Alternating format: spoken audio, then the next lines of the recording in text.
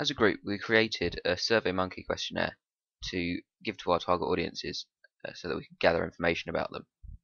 We posted the link to the survey on Facebook and Twitter and found that the age range that answered the survey the most were 16 to 20-year-olds, which sort of reinforced that this was the age range, or part of the age range of our target audience. We decided to then further analyse these results as we knew we had enough responses to get a good analysis. The first question we asked our target audience was, what are your favourite genres of music?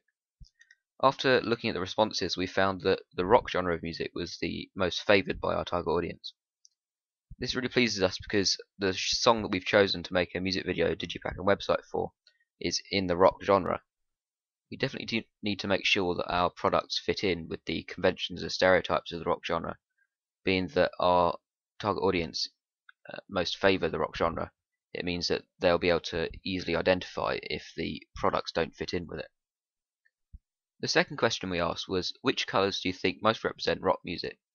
This was a really useful question because it meant that we now know the colours that are most favoured by our target audience and will work well in the digipack on website and the music video to go with the rock music genre. We found that our target audience prefer reds and blacks, along with colours such as blue, grey, white and gold as the most prominent colours of rock music. Colours such as mauve and turquoise weren't really considered, which is something that we expected. Before the survey, we didn't really know what colours would be best to include in our products, but now, after gathering information, we now know that our target audience would prefer these colours and think they most represent the genre. The third question we asked was, who is the most important member of the band? Now, we already knew that the lead singer would probably be the most prominent, which means that in the music video we need to have them as sort of the forefront of the video. However, we thought that the lead guitarist would be more important than the drummer, but our target audience seems to think that the drummer is quite an important member of the band, so we now know that we need to include them a lot more in the video and the other three products. The fourth question we asked our target audience was, where do you get the majority of your music? Now, being that we created a digipack, or will be creating a digipack, we'd hoped that CD would be at the top of the list as to how our target audience gains their music. But we discovered that online is the way that most of our target audience get their music, which shows us that maybe in our website we need to have some sort of functionality that allows them to do this. However, we do still need to include a way for our target audience to gain their music through things such as CD and MP3, as they are still used. The fifth question we asked our target audience was, what features attract you to a band's website? This was a really important question because it allowed us to find out what things we need to include in our website. Now, most of the things that we gave an option for were liked by our target audience, except for membership and fan mail.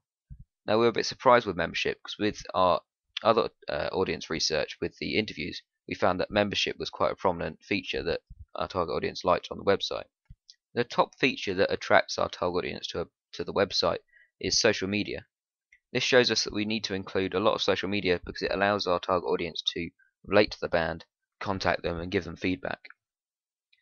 The sixth question we asked was, do you prefer to watch music video with narrative only, narrative and performance only? This was a very simple question, but it gave us a very big insight into what our target audience wanted. It showed that we needed to include both narrative and performance in our music video for our audience to want to watch it. I think we need to have quite an interesting narrative to make the video interesting, and the performance sections need to be well done so that they portray the band in a good light. The seventh question we asked was, to what extent should the product represent a specific genre? From this question we found out that our target audience think that all of the products need to relate to the genre and represent them in a very good way. To achieve this, we need to make sure that we stick to currently known conventions and stereotypes so that our target audience can relate to the product. The last question we asked was, what is most important for a music band? We found that the most important thing that our target audience wants is live performance, so we need to incorporate this into all three products, especially the website and the music video. They also like to see brand identity throughout the products, which means that we need to create features that are seen throughout all three products and that the audience can relate to. The audience would also like a way to interact with the band, which means that we need to include social media and possibly some forums on the website. And they also like to see a professional music video, which means that we can't skimp on how we create the music video, and we need to make it look really good.